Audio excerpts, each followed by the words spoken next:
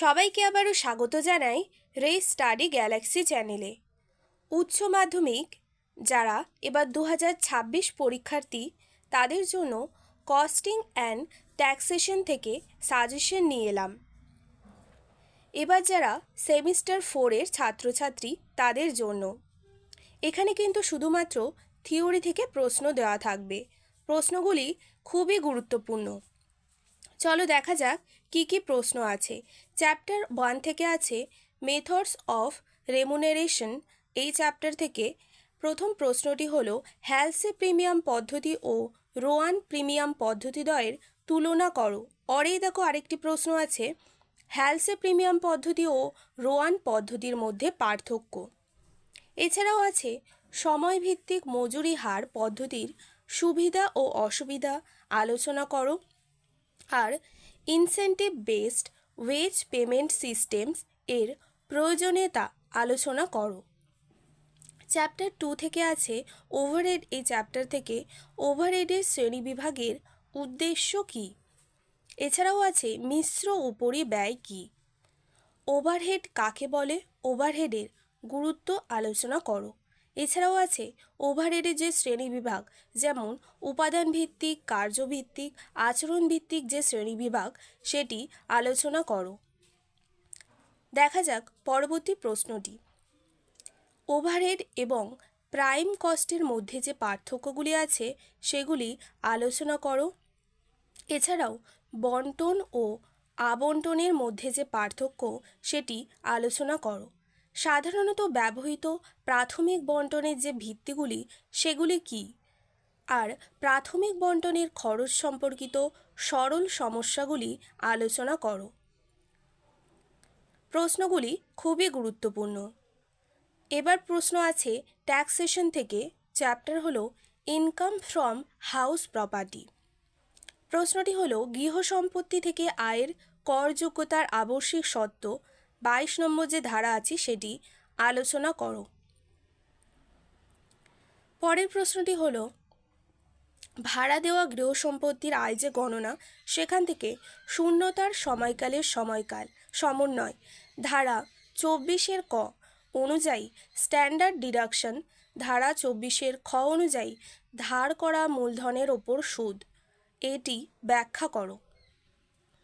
নিজের এক দখলে থাকা গৃহ সম্পত্তির আয় গণনা পদ্ধতি ব্যাখ্যা করো। এছাড়াও আছে ভাড়া দেওয়া ও নিজস্ব বসবাসের জন্য ব্যবহৃত গৃহ সম্পত্তির নিট বার্ষিক মূল্য থেকে যে ছাড়গুলি পাওয়া যায় তা আলোচনা করো। পরের প্রশ্নটি হলো গৃহ সম্পত্তি থেকে আয় কখন করযোগ্য হয়।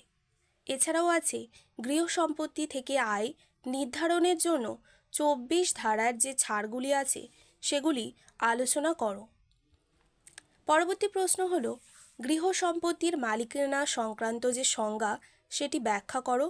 এছাড়াও আছে নিজের ব্যবহারের জন্য নেওয়া ঋণের ওপর সুদের সর্বোচ্চ ছাড় কত। আচ্ছা, এরপরে যে চ্যাপ্টারটি আছে গুডস অ্যান্ড সার্ভিস ট্যাক্স অর্থাৎ জিএসটি চ্যাপ্টার থেকে দেখি কি কি প্রশ্ন আছে। পণ্য ও পরিষেবা কর বলতে কি বোঝো, এর মূল ধারণাগুলি ব্যাখ্যা করো। এছাড়াও আছে জিএসটি প্রবর্তনের ঐতিহাসিক পটভূমি, সেটি আলোচনা করো। পণ্য ও পরিষেবা কর বলতে কি বোঝো, আর জিএসটি এর প্রধান উদ্দেশ্যগুলি কি কি।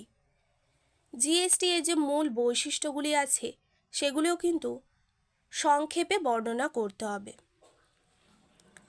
পরের প্রশ্নটি আছে জিএসটি এর বিভিন্ন প্রকারভেদ, যেমন সিজিএসটি, এসজিএসটি, আইজিএসটি উদাহরণসহ ব্যাখ্যা করতে হবে এগুলো। এছাড়াও আছে জিএসটি প্রবর্তনের ফলে ব্যবসা ও শিল্পে কী কী সুবিধা হয়েছে। জিএসটি প্রবর্তনের পূর্বে এবং পরে পরোক্ষ কর কাঠামোর মধ্যে পার্থক্যগুলি আলোচনা করো।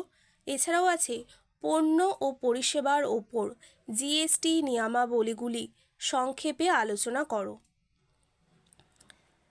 দেখা যাক পরের প্রশ্নটি কি।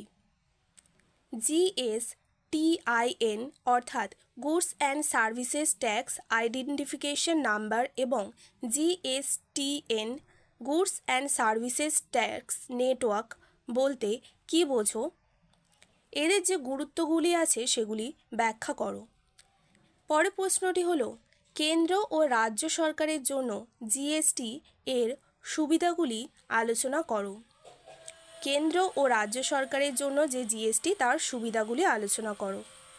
আশা করি ভিডিওটি তোমাদের ভালো লাগলে অবশ্যই বন্ধুদেরকে শেয়ার করে দেবে এবং চ্যানেলটি সাবস্ক্রাইব করে অবশ্যই পাশে থেকো।